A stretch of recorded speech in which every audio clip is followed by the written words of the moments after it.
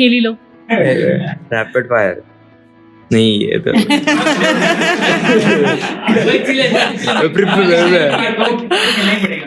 Prepared question नहीं है। अच्छा कोई बात नहीं, बाद में कर ये लेना। होता नहीं है, ये सब होता नहीं है गर्ल्स हॉस्टल में, ये सब गर्ल्स हॉस्टल में नहीं होता सर।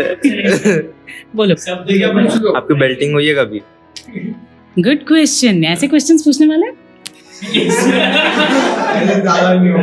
तो सच बोलना है कि झूठ, ये तो बता दो। मैम प्लीज सच्ची बोलना। अच्छा ठीक, मैं झूठ बोलूं मैं डर जाऊंगा। ठीक है शुरुआत करो। Okay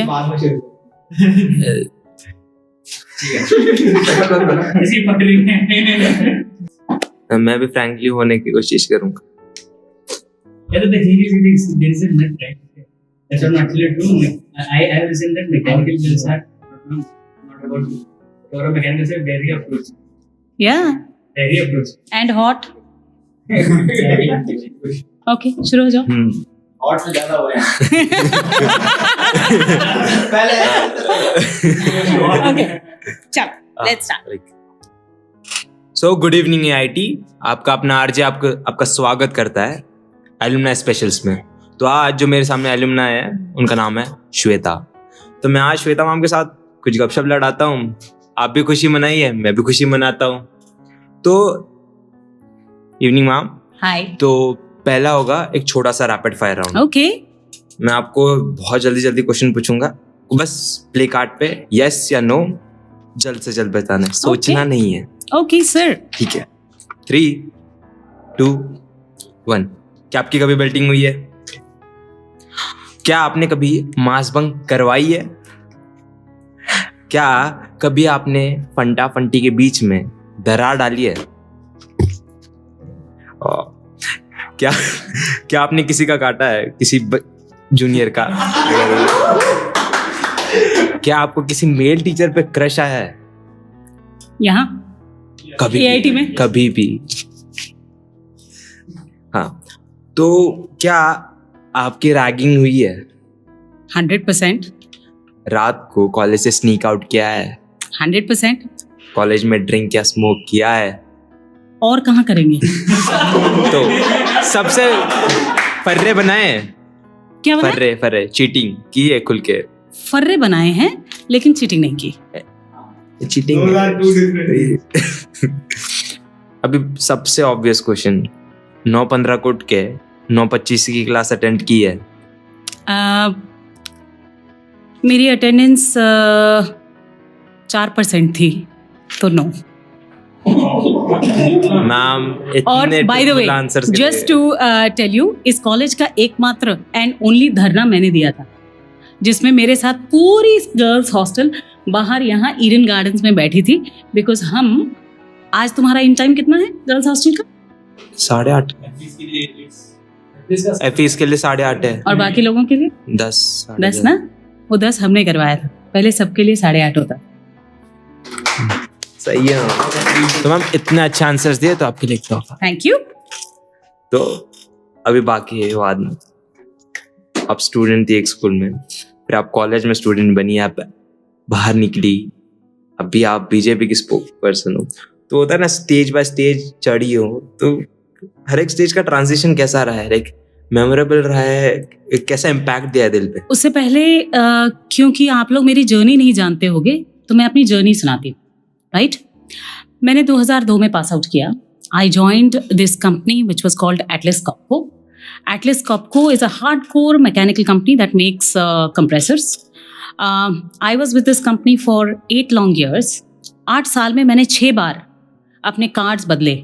When I left Atlas Copco, I was the marketing manager looking after 30 long product lines and the entire India and Southeast Asia belt for marketing of those products. जब मैंने ज्वाइन किया था एटलस कॉपको, तो उससे पहले Atlas कॉपको में एक भी लड़की ली नहीं जाती थी, स्पेशली सेल्स एंड मार्केटिंग में। So I was the first woman to be taken in sales and marketing in Atlas Copco. Great. आज 400 महिलाएं वहाँ काम करती हैं। Right? So post leaving Atlas Copco, I started my first venture. So I'm an entrepreneur. I started my first venture, which is called Fortune Cookie. अभी 3 महीने पहले हमने Fortune Cookie को Ernst & Young नाम की एक कंपनी को एग्जिट किया है. We sold that company. We were 800 people strong. I ran that company for about 11 long years, and then we exited that company. I still run a couple of more companies and invest in a few companies. Apart from which, I'm a mother of two young boys. They are 12-year-olds. Not believable. And I am working as the advisor. I was working as advisor to the former Chief Minister of Maharashtra, Devendra Fadnavis ji, and I'm also the spokesperson for Bharatiya Janata Party. So yes, I wear various hats, and along this long journey that I have seen in my life, I have seen many transitions, many things that where I have learned. And you guys were not there, but I was saying this in the meet earlier, that I think I thank a lot my own background, which comes from army. I think the adaptability that army taught me, the risk-taking capability that army gave me, and the confidence that if there is anything that is possible in the world, I can do it, is something that I got from army and from AIT, and I think I'm living that up in my life. Thank you ma'am. मेरा दूसरा सवाल कुछ ऐसा होगा कि पहली बात तो आप पहली वुमेन है जिसका मैं इंटरव्यू ले रहा हूँ. क्या बात कर रहे हो? तो मैं जरा You haven't done that good, that means. Officially बोल रहा हूँ, अच्छा, okay. इतना बुरा नहीं हूँ मैं. तो मेरे हिसाब से मुझे एक पूछना था कि मैं बहुत ज्यादा इंटरव्यूज देखता हूँ, तो उनमें हर बार महिलाओं से ये प्रश्न पूछा जाता है कि आप कंपनी में वेरियस हैट पहनती है, लाइफ में भी वेरियस हैट्स पहनती है, पर कितना दोनों की तरफ कंपैटिबिलिटी है, रिलेटेबल होता है कितना? जैसे आपके स्टेजेस यहाँ पे चढ़े, वहां पे भी आपने स्टेजेस ही चढ़े अलग अलग लेवल पे, तो कितनी रिलेटिविटी थी उसके बीच में? Good question. And I think a lot of girls, if they listen to this interview, I want to tell each and every girl, ये महिलाओं से ये क्वेश्चन पूछा जाता है कि how do you balance work, how do you balance your personal life to your professional life, and so on and so forth. एक इंदिरा नूई का एक इंटरव्यू बहुत वायरल हुआ था, in which Indra Nooyi had said that women can't have it all. But trust me, in this whole world, nobody can have it all. Neither can men, neither can women, nobody can. So you have to make your choices. And life is a set of trade-off. What you can trade off for what. So at every step you make a choice. So when I wanted to become a mother, I made a trade-off of a few months of my life, and I did that. When I wanted to be an entrepreneur, I had to make a trade-off of being an employee. So I did that. And that's why I became a successful entrepreneur. So life is all about prioritizing. सिर्फ इतनी सी बात है कि पेट में वो जो आग होती है ना, वो कभी बुझनी नहीं चाहिए. There should always be that fire which says that I live on. There is so much more to me than just this. And then you can balance everything. You can achieve whatever you want to. And you will be the best at every possible thing. I believe in the theory of multiple intelligences. So, Homi Bhabha एक बहुत ही सफल botanist थे. He was a great scientist. He was a great philosopher. He was also a classical singer.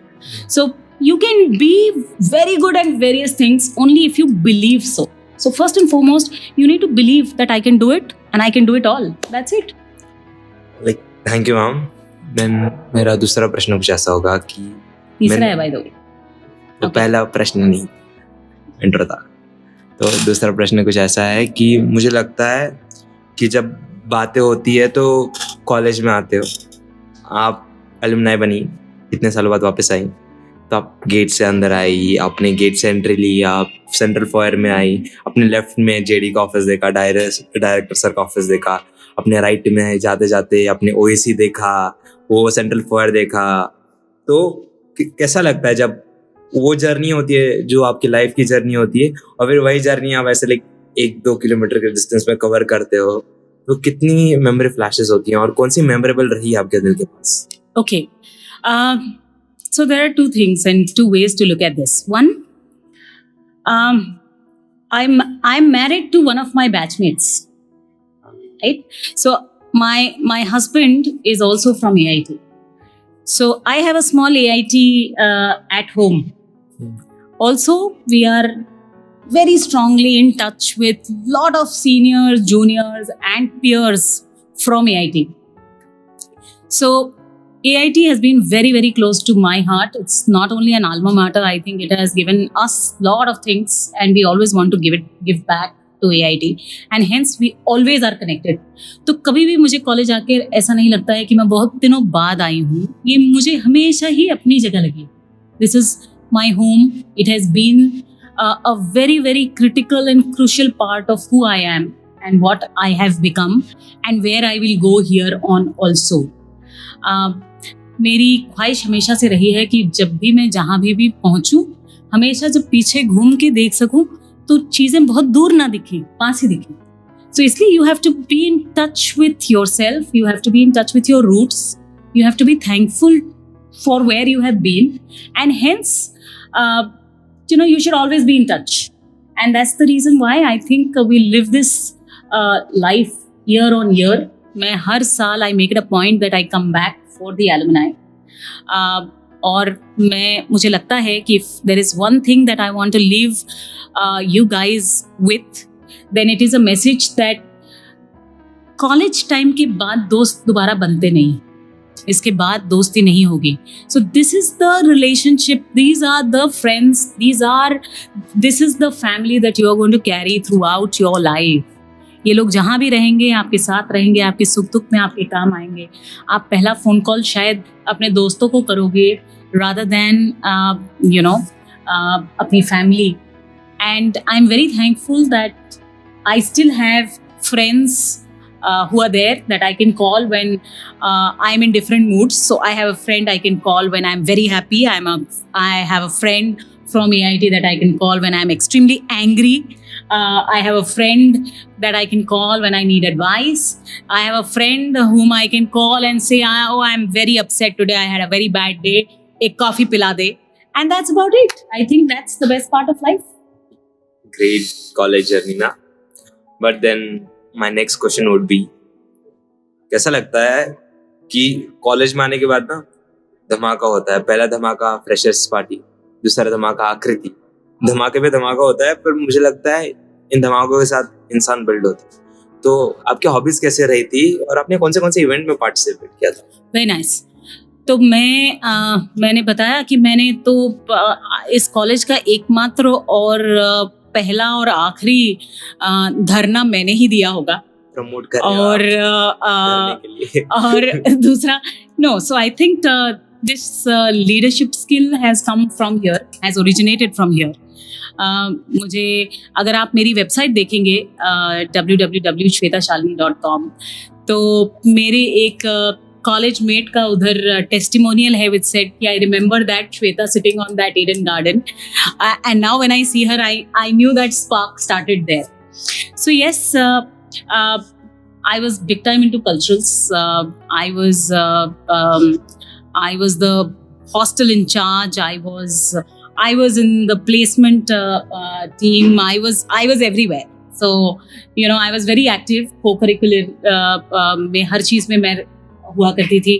But beyond that, I think मैंने multiple papers present किए होंगे, multiple presentations किए होंगे. We are the group that got our gold medal for the project in the final year.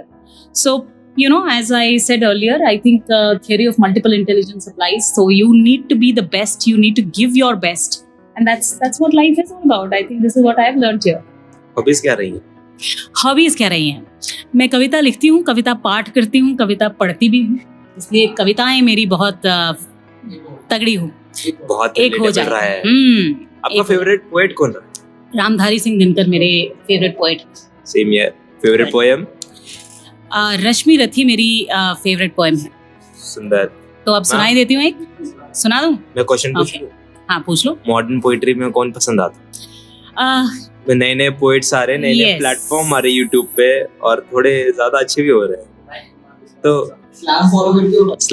Slam follow करती हूँ. बहुत सारे open mic sessions पे जाती हूँ. बट नए पोएट्स में मैं खुद की पोएट्री पसंद करती हूँ, दूसरों की पोएट्री बिल्कुल पसंद नहीं करती. Leader great. कॉलेज खुद की बताना एक पोएट्री नाम सुना। खुद की पोइट्री मुझे याद नहीं होगी, इसलिए मैं रामधारी सिंह दिनकर की पोइट्री सुना सकती हूँ। कौन खुद सी? की पोइट्री पढ़ के सुना सकती हूँ, या फिर मेरे फेसबुक पे जाओ, बहुत लिखी हुई है, वो तो पढ़ लो। उस समय पर मैंने 2008 में chief minister's office of Gujarat के साथ काम करना शुरू किया, और वहाँ पर काम करते करते मेरी मुलाकात ऑब्वियसली चीफ मिनिस्टर से हुई, जिनका नाम नरेंद्र मोदी था। मैंने 2008 से लेकर 2011-12 तक उनके साथ उनकी टीम में काम किया, and I realise that he has a vision for India, which is fantastic and which has youth in it, and I was extremely inspired. उसके बाद मैं एक व्यक्ति से मिली जिसका नाम देवेंद्र फडणवीस था, और देवेंद्र फडणवीस जी के साथ मैंने सीखा कि दूर रहकर ये कहना बहुत आसान है कि ये ठीक नहीं है, वो ठीक नहीं है। आपको जब कीचड़ साफ करना पड़ता है तो कीचड़ में उतरकर ही साफ करना पड़ता है, और इसीलिए एक बार जब कीचड़ में उतर ही गए तो हमने सोचा कि भाई उतर ही जाते हैं। सो इसीलिए राजनीति में full time I got into main stream politics about 8 years ago, and 5 साल से हमारी सरकार थी। मैं चीफ मिनिस्टर की पॉलिटिकल एडवाइज़र की तरह काम करती थी, और उनके साथ मैंने बहुत सारी कमिटीज़ बनाई चीफ मिनिस्टर्स ऑफिस के अंदर, जिनको आज भी मैं लीड करती हूँ, और बहुत सारी ऐसी चीज़ें हैं। सो फॉर एग्जांपल, मैंने पूरे महाराष्ट्र में लगभग 1000 गांव गोद लिए हुए हैं, दत्तक लिए हैं, जिसके तहत हमने एक ट्रांसफॉर्मेशन प्रोग्राम स्टार्ट किया है, जिसमें यूनाइटेड नेशंस ने 17 SDG गोल्स बना रखे हैं, और इन 17 SDG गोल्स में right from alienating poverty to bringing out complete change, कैसे होना चाहिए गांव में, किस तरीके का बदलाव आना चाहिए, और उस बदलाव को किस प्रकार से लाना चाहिए, ये हम करते हैं। तो हमने इस 1000 गांव में कहीं ना कहीं अपने एक रिप्रेजेंटेटिव को रखा हुआ है, जो कि वहां पर कैटलिस्ट की तरह ये पूरा बदलाव लाता है। He is called Gram Parivartak, rural development fellow. वो अपने जिंदगी के 2 साल सबैटिकल निकालता है, गांव में जाकर रहता है, और 2 साल में वो सारे बदलाव लाता है जो कि यूनाइटेड नेशन के SDG गोल्स में लिखा हुआ है, राइट। सो इस प्रकार के मैं बहुत प्रोग्राम्स चलाती हूँ, जो कि ग्रास रूट ट्रांसफॉर्मेशनल प्रोग्राम्स हैं, क्योंकि मैं एंटरप्रेन्योरल बैकग्राउंड से आई हूँ, सिस्टम्स और स्ट्रक्चर्स जानती हूँ, क्योंकि मैं कॉर्पोरेट बैकग्राउंड से आई हूँ। मैं जानती हूँ कि बदलाव कैसे लाया जा सकता है। अगर असली बदलाव देश में लाना है तो change will come through me, I will be the change. इस माइंडसेट से मैं इस काम में उतरी, and I think I am so far so good. I think लोग साथ आते गए, कारवां बनता गया। मैं भी UNV का पढ़ रहा, अभी V4 डे हुआ था तो मैं पढ़ रहा था, तो SDGs तो पता है मुझे। मैं महाराष्ट्र से हूँ, टिपिकल महाराष्ट्र से, और सोलापुर डिस्ट्रिक्ट से। Good. और मुझे लगता है महाराष्ट्र पॉलिटिक्स में women politics, retaliate women, dummy politics नाम की चीज चलती है, कॉइन टर्म हुआ है, मुझे नहीं पता वो कितना है, may be a myth, may be a stereotype, but then what do you believe? कहाँ से हो? हाँ, सोलापुर में कहाँ से? अक्कलकोट डिस्ट्रिक्ट है। Good. Nice. So good question, and very political question.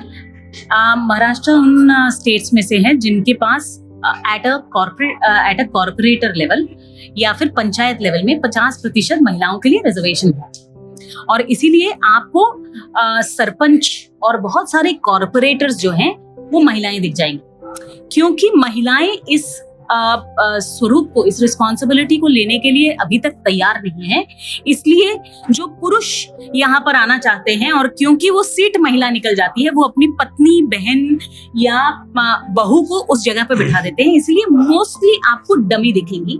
लेकिन जिसने भी ये सोच समझ के ये पॉलिसी लाई 50% वुमेन की, उसको आप ये समझिए कि ये पॉलिसी लाने के बाद जो महिला एक बार कुर्सी पर बैठ जाती है, वो कम से कम मीटिंग्स अटेंड करते करते she gets 25% better, and probably in the next 2 terms you will see कि वो डमी से वो एक्चुअल कैंडिडेट बन जाती है और पीछे वाले लोग गायब हो जाते हैं। सो इसीलिए वुमेन का कंट्रीब्यूशन पॉलिटिक्स में बढ़ता जा रहा है at the grassroots level and especially in Maharashtra.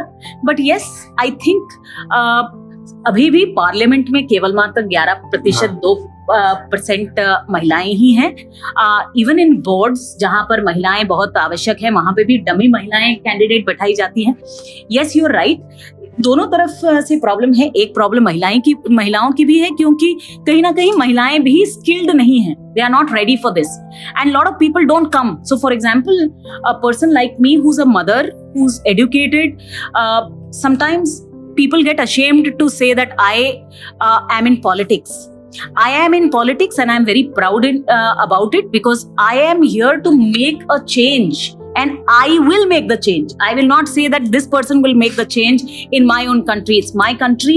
I will make the change. और इस जज्बे के साथ जो महिला आएगी वो स्किल्ड भी रहेगी और वो उस डिटर्मिनेशन से आएगी कि no, I will and I am here to stay.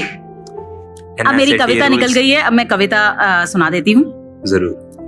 अब अपनी कविता सुना रही हूँ, रामधारी सिंह दिनकर की नहीं। yes. जरूरी नहीं हमेशा बुरे कर्मों की वजह से ही दर्द सहने को मिले, कई बार हद से ज्यादा अच्छे होने की भी कीमत चुकानी पड़ती है।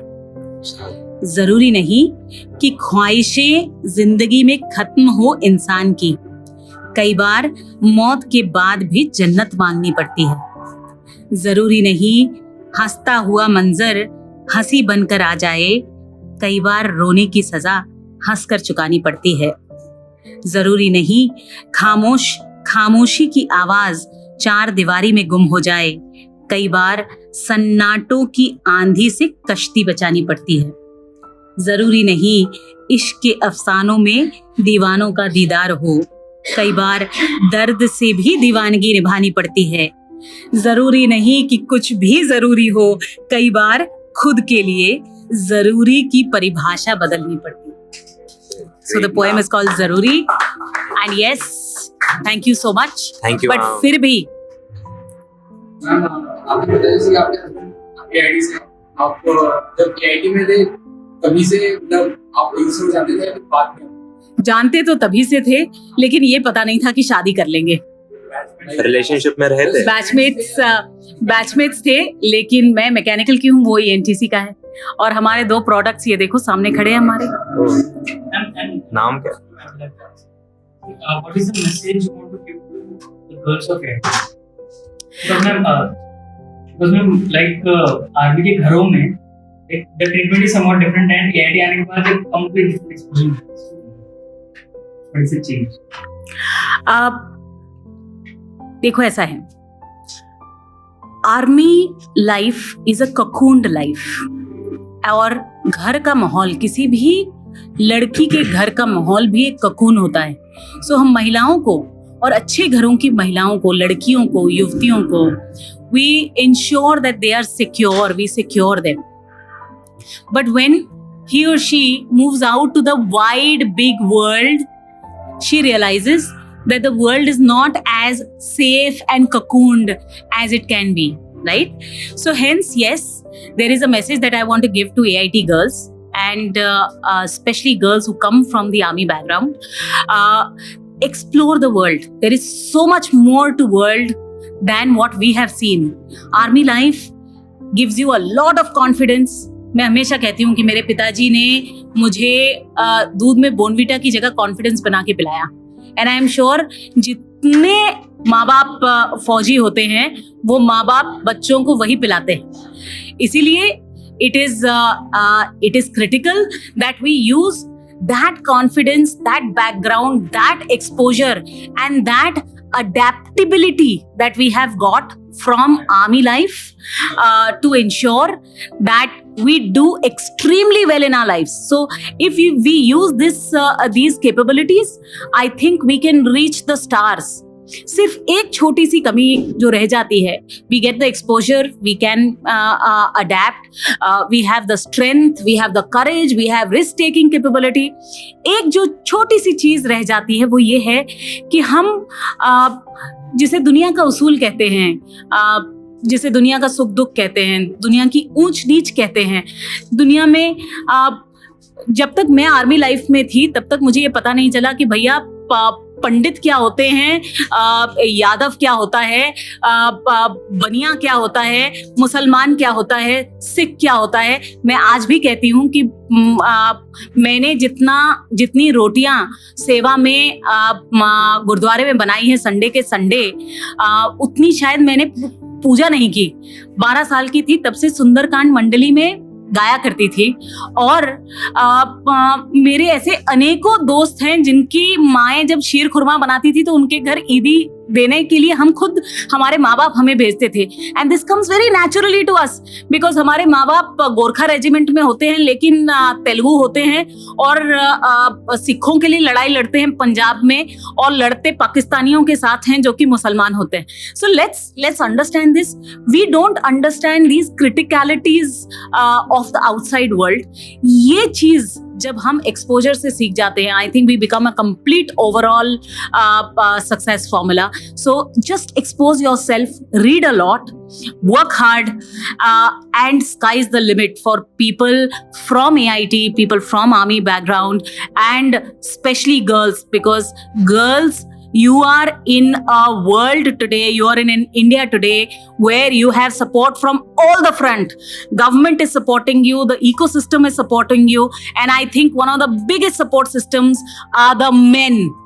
So एक कहावत है, behind every successful man there is a woman, but मैं हमेशा कहती हूँ behind one successful woman there are many men, right? It's her father, it's her brother, it's her sons, it's the ecosystem of friends, it's her boss, everyone. So explore, you are going to get it.